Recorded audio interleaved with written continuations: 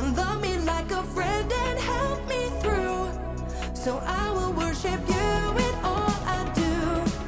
So I live my life to show that I know you're everything to me. You're everything to me. You're everything to me. So I live my life to show that I know you're everything to me. You taught us a brand new way to follow you in what we do and say. Jesus, you are for us. Help us be more like you every day. Jesus, I thank you. I just want to sing. You're all that I need. You say that I mean so much to you. You love me like a friend and help me through. So I will worship you in all I do. So I live my life to show that I know you're everything to me. You're everything to me. You're everything to me. So I live my life to show that I know you're everything to me. I'm gonna lift my voice to you. Jesus, you make me sing. I'm gonna live my life for you. You're everything to me. I'm gonna lift my voice to you. Jesus, you make me sing. I'm gonna live my life for you. You're everything to me. You say that I mean so much to you. You love me like a friend and help me through. So I will worship you in all I do. So I live my life to show that I know. You say that I mean so much to you. You love me like a friend and help me through. So I will worship you in all I do. So I live my life to show that I know you're everything to me. You're everything to me. You're everything to me. So I live my life to show that I know you're everything to me.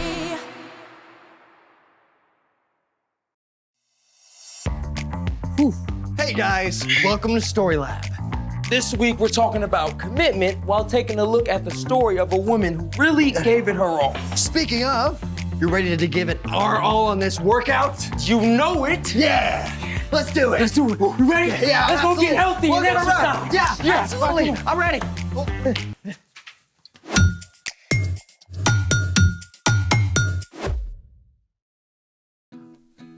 Hey, I'm Carter, And I'm Zeke. and we're talking about commitment, which is making a plan and putting it into practice. Woo, yeah, good workouts. Oh. Hey, how many miles did we run? One. Really? And how many sit-ups did we do? Like 12? Oh, that's a new record. My man. Woo. Whew. Okay, come on, man. One more mile and then we can take a break. Dude, we're exhausted. We can't stop now. Commitment, right? Plus, I want to be strong and look like Captain America. Zeke, you never need to try looking like anyone but you. Thanks, dude.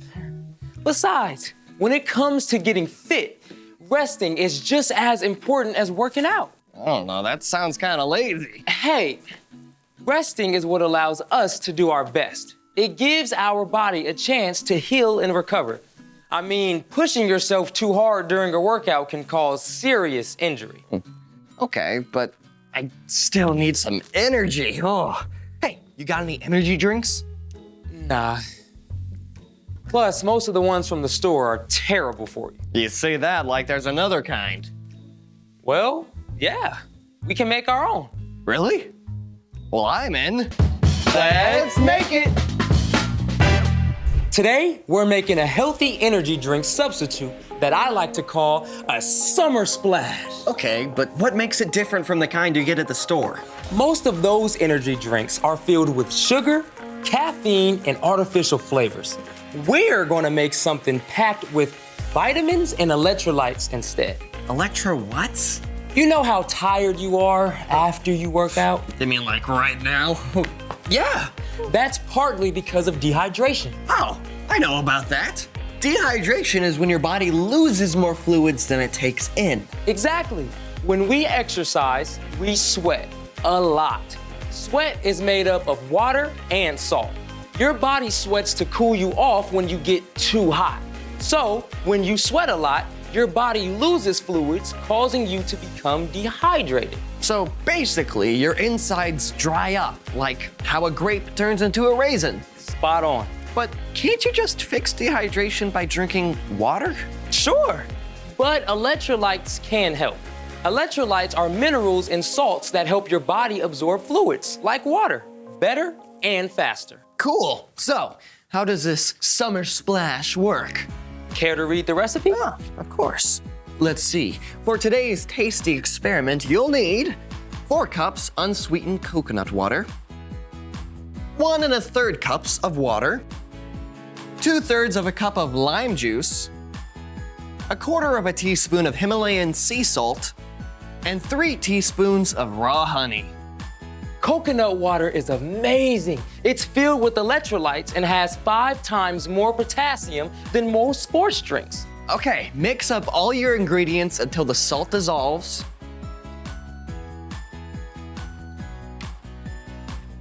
And enjoy. Simple, easy, and hopefully tasty. Nice summer splash. Thank you. Whew. Ready for the taste test? Oh yeah. Cheers. Oh, that is super refreshing. Whew. I can already feel my energy returning. Told you.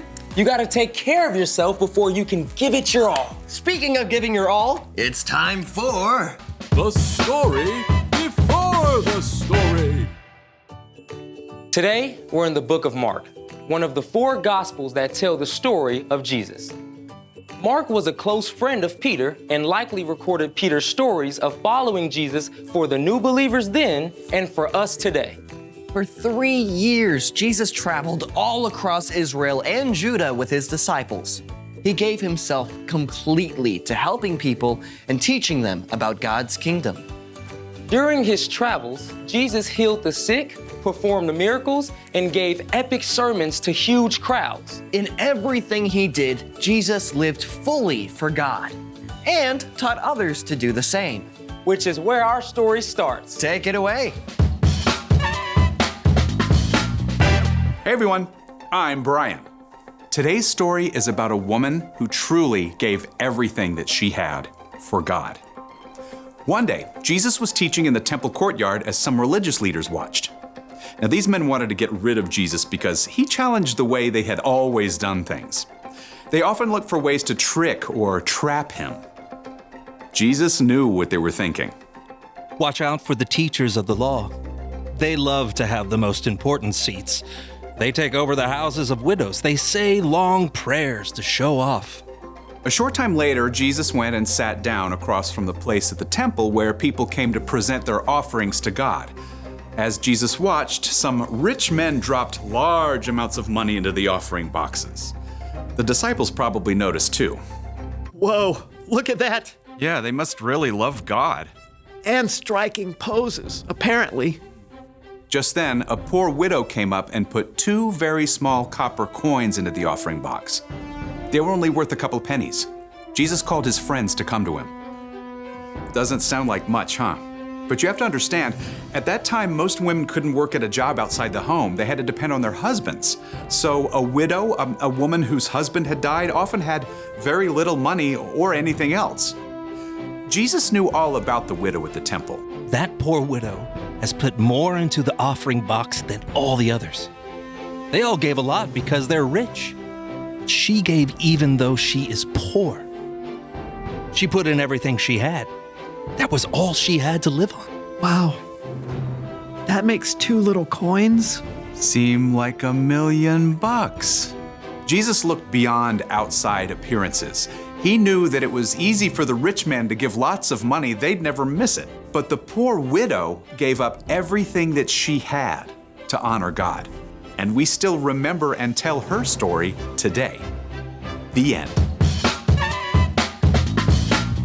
So, even though this widow gave the least amount of money, She actually gave the most. Exactly. Giving isn't always about what or how much you give, it's about the heart behind it. So, what's our part in the story? Well, the widow gave everything she had to God. Even though it wasn't much, she didn't keep anything back. And we can do the same. Sometimes that could be giving money, but often it's how we give other things we have, like our time or a good attitude.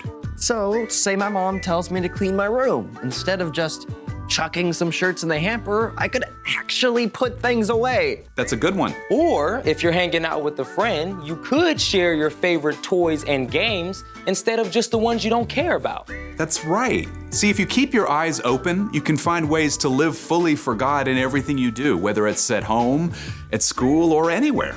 Jesus once told his followers, anything you do for one of the least important of these brothers and sisters of mine, you do for me. So anytime we do stuff for other people, It's like we're doing it for God. I think you got it. See you next time. So here's the thing. Practice living for God. Speaking of practice, are you ready to get back training and finish that last mile? You know it. Ready. All right. Thanks for joining us in the Story Lab. See you next time. All right. All right, let's go. You ready? Yes. Let's do it. Ready? Don't try that at home.